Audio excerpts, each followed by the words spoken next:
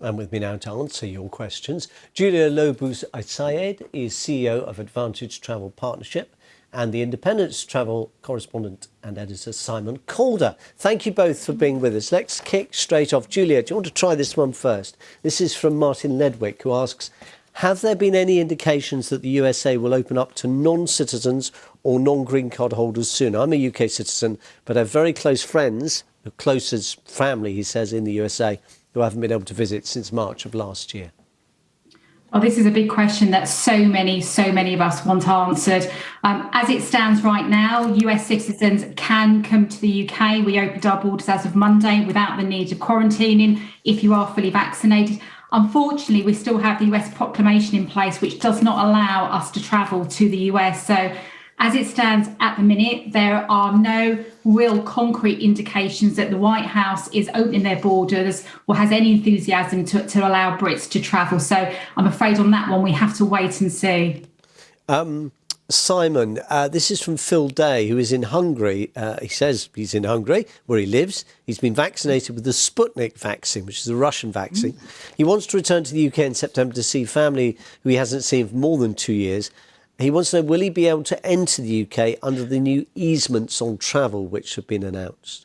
Well, if it is at the moment, Phil, if the rules stay the same as they are at the moment, then the answer is no, because Hungary is on the amber list. And the only way that you can avoid quarantine if you're coming in from somewhere with European vaccinations is if they are approved by the European Medicines Agency. And they are still looking at the Russian Sputnik V. It's still not approved. Therefore, it is not acceptable to the UK authorities. However, a couple of things. First of all, they may approve it. And secondly, Hungary is looking to me a very good candidate for the green list, of course, which is the category from which nobody needs to quarantine. And it wouldn't surprise me at all if that happened before September, in which case you would be able just to come straight in. Of course, you've got to have a test before you board the plane to the UK, and you've got to pre-book a PCR test on the day you arrive, or the day after that, or the day after that.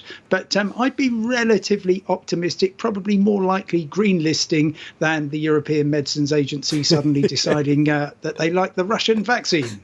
Yes, I think that probably is going to take slightly longer, isn't it, Simon? It's interesting, the government has said that there will be, I think, some news on Thursday about new travel arrangements, possibly some replacement of the traffic light system. So perhaps, who knows, other countries may come into play at that point. So probably worth, Phil, you keeping across the BBC website on Thursday to see what the government announces. Julia, this is from James Davey, who says he wants to travel to Portugal with his son. I've been double jabbed, but my son, who's 19, has only had a first jab. Can we travel? Well, the good news is you can travel, and James will be able to travel because he has been double vaccinated. He will still need to do a test before arriving into Portugal. The bad news for his son is that Portugal require everyone over the age of 18 to be fully vaccinated. And if you're not vaccinated, you will have to quarantine for 14 days on arrival. So probably makes a short break or 2-week holiday not very useful. So not really good news. And the only thing really also to say is that rules are changing all the time. And I don't know when James is looking to travel. So you have to obviously look at the Portuguese rules that also change alongside, not at the same time, but alongside when we change ours. So keep an eye on the rules as they change. There is also a question mark over the AstraZeneca COVID Shield vaccine, and the EMA, the European Medical Agency, are also reviewing that in Portugal with regards to whether they will accept it. So there are some questions over Portugal, which James needs to really keep a close eye on. Julia, that's very interesting, because a lot of older people will have been double vaccinated and think, well, I'm fine. All these restrictions don't apply to me. But you're saying, actually, if they've been vaccinated with the AstraZeneca, it may not be as simple as that. It's the COVID Shield. Sorry. I'll let Simon. Why don't Simon? Simon, do you want to come in? Yeah, so here's the situation. Me and many other people are lucky enough to have vaccines made by the Serum Institute of India pulsing around our veins, and I'm very happy with it. Thank you very much.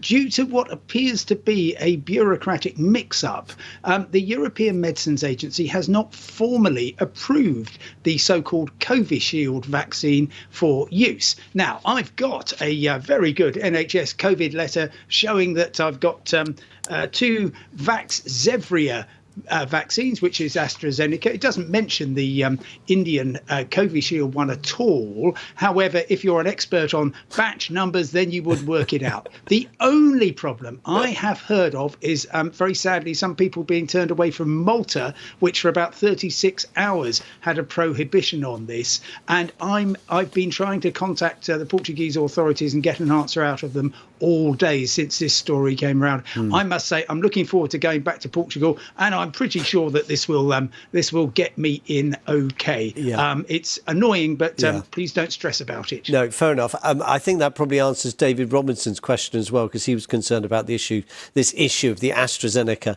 vaccine as it applied to the United States. Of course, that's academic until the US actually says Brits can come back in. Julia, this is from Susan Cross, who lives in Mirepoix. I hope that's how you pronounce it, and I apologise if it's not, in the south of France. When is this Amber Plus category going to be removed for travel from France, she says, exclamation mark. Does the government not realise the implication this is having on families visiting? It's been almost 2 years since I was to see my family in the UK. Enough, says Susan, is enough. Julia, it sounds like the Prime Minister might have got the message. Oh, let's hope so. And I think Susan's absolutely right. Enough is enough for everybody. This is a crazy rule that came in, very left field for all of us. We have to wait and see. Who knows? Could be announced. There could be some good news this Thursday. We really don't know. But the irony of it all is it's around the beta variant that the government were worried about, but it came from the Reunion Island, which is nearly 6,000 miles away. So clearly in the Indian Ocean, nowhere near France. So ridiculous, crazy rule, unfortunately has caught out a lot of individuals who were in France at the time, and clearly is really restricting people's ability to travel to France this summer. So into a bit of a joke this, Simon, because some people thought that the Foreign Secretary had misunderstood Reunion and thought it was actually a department in mainland France, as opposed to administratively a department in one of the former French colonies. Well, no, the government says absolutely they're worried about the beta variant in the island of Réunion. But bizarrely, Susan, to make this sound even weirder, could quite legally and responsibly get on a plane from Mirepoix or wherever her nearest airport is to Réunion Island and stay there for 10 days. It's a beautiful place by all accounts. Obviously, be very careful about the beta variant, and then fly back legally via somewhere like Mauritius, but not Paris. And she would not need to self-isolate because she would have cleansed her French mainland status. So, as Julia says, it is absolutely weird. And I think, particularly after the Office of National Statistics wrote to the Joint Biosecurity Centre and said, hang on, you've got to tell us why you've done this. I think reasons might be found on Thursday when we've got the Transport Secretary reviewing the traffic light list. I think we might find that Amber Plus disappears for France, although it could still be brought back into play, particularly if you were going to upgrade some of the red list countries. But this is all speculation at the moment. Please don't book your holiday to Réunion or Mirepoix or anywhere based on what I'm saying.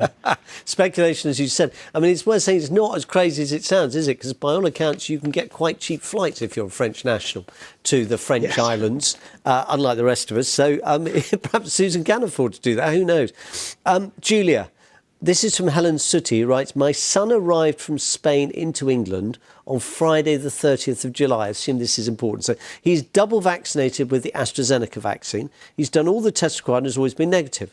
Now that these new rules are in place, does he have to still quarantine, considering that everyone now can just walk into the country and not isolate? I imagine this affects a significant number of people. Can you shed some light, please? Oh, so frustrating from Helen. Unfortunately, her son has missed it by literally a few days. So the rules arriving into the UK from an amber listed country for those that are fully vaccinated changed at 4 a.m. on Monday morning, Monday just gone.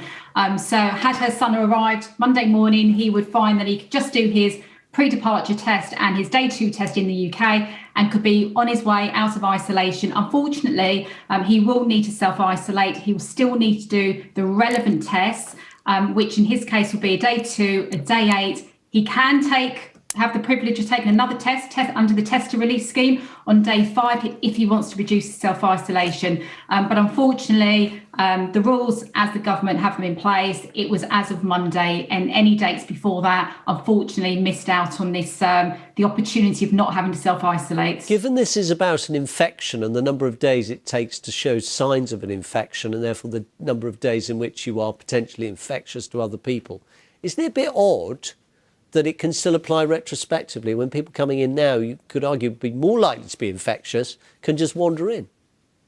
Odd is a very polite way of putting it. Yes, okay. Indeed. I just wondered if it was me, that's all. Simon, I've got a couple. I don't always, I sometimes don't see the wood for the trees, but there you go. Simon, 2 questions for you, if I may. First one from Showbury says, why is Dubai still in red? Their vaccination rate is like the UK. They're more strict in the UK with COVID. They've suspended flights from high-risk countries. I haven't seen my son for nearly 2 years. He lives in Dubai, and I'm very frustrated. Oh, huge amounts of frustration out there. Yes, of course, big expatriate community in the UAE. And I can tell you exactly why Dubai and the rest of the UAE is on that list. And that is because the Transport Secretary told us in April it's entirely because Dubai is such a global hub. And basically, you've got planes coming in from all over the place. You can't really tell who's on them. So it was put on the red list for that reason. Now, it might be that the UAE would actually leave the red list and maybe go onto the famous Amber Plus list. However, there is concern about the remarkably constant number of new infections in the UAE, which some people are suggesting suggests that the figures might not be entirely valid. But again, there's nothing going to change about the UAE's hub status. So effectively, if you take what the Transport Secretary said at face value, then it won't change right for the rest of the year. I think it might, but that was the reason originally given. Right, we've only got a minute left, so I'm going to squeeze this in. Julia, I recently travelled abroad. This is Justin Rose. I recently travelled abroad to an amber list country, Ibiza. 5 days after returning, got pinged, instructed to isolate. Is it mandatory that I self-isolate or just advisory? If you get pinged from Track and Trace, it is mandatory. If it's from the NHS app, it is advisory. They go by the information that's on your passenger locator form when you enter the UK. So, one is mandatory and one was just an advice.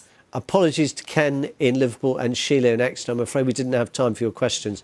To Simon and to Julia, thank you both very much. That was really informative for me, certainly, and I'm quite sure for everybody watching at home. Thank you for your clarity. Much appreciated. Lovely to speak to you both. There you go. Julia Lo Bue-Said, and who's Chief Executive of the travel company herself, of course, and Simon Calder, who's a travel correspondent. Now,